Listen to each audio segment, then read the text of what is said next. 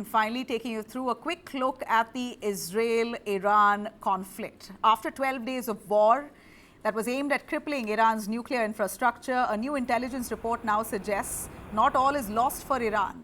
The US had unleashed B-2 bombers, cruise missiles and bunker buster bombs weighing 30,000 pounds, targeting Iran's top nuclear sites, Fordow, Natanz and Isfahan. The strikes came after Israel, of course, attacked through Operation Rising Lion at some of the nuclear sites of Iran. But here is a startling report that's come out.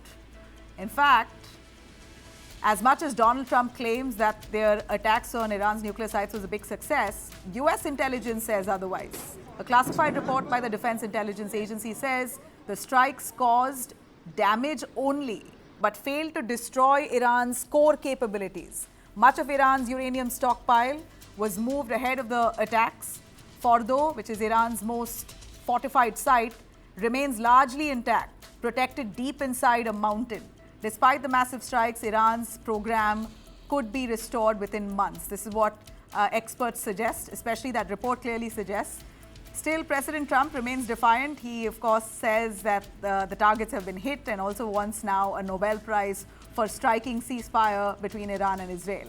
Let me bring in a quick expert opinion here on this report. I'm joined in by Air Commander Dr. Ashminder Singh Bahal, defense and geopolitical expert. We also have Group Captain V.N. Jha, defense expert and former IAF officer. A quick word from you, Air Commander Ashminder Singh, on nuclear sites not fully destroyed.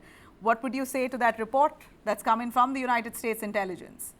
At the outset, let me congratulate you and 140 crore Indians for a great fighter pilot of Indian Air Force who's today put his flag and India's flag in the space, Group Captain Shubhanshu Shukla. And no mention of any credit for that. We are not taking any credit. We are saying it's 140 crore Indians whose blessings have been given, not like Trump's. Secondly, I also want you to relate to Op Sindoor, where the Indian Air Force majorly carried out such strikes that we destroyed 100 odd terror elements and also caused significant damage to Jaish-e-Mohammed, Harkatul Mujahideen, as well as Lashkar-e-Taiba. And we did not take any credit. We did not say. And look at Trump when he says and goes ahead and says that maine kiya, I have done it, and the B-2 bombers have gone and struck, and that they have struck with complete obliteration of the 3 nuclear sites. Let me tell you about Fordow. On 21st June at 8 a.m., the strikes were carried out earlier, but at 8 a.m., I was telling on multiple channels that Fordow, I doubt if so much of damage has taken place. And let me tell you why. And this is not when any report had come. Look at this, my hands, which is like a mountain. And on the right side was their entry and exit tunnels. And this is about 300 feet deep. It has rocky stones and also multiple layers of reinforced concrete. Now, let me relate it to the bomb's capabilities. The bomb is supposed to be a 30,000 pounder with about 2,500 to 2,700 kgs of explosives. And it is supposed to go in 200 feet at a place which is stony and rocky. But when you talk of reinforced concrete, it goes in only to 60 feet of reinforced concrete, which has a strength of 5,000 psi. Now, when we are looking at Fordow, it has a strength of 30,000 psi, multiple layers of reinforced concrete. On the first day itself, I was saying that it is very difficult for us to say that there is any major damage that has been caused over there.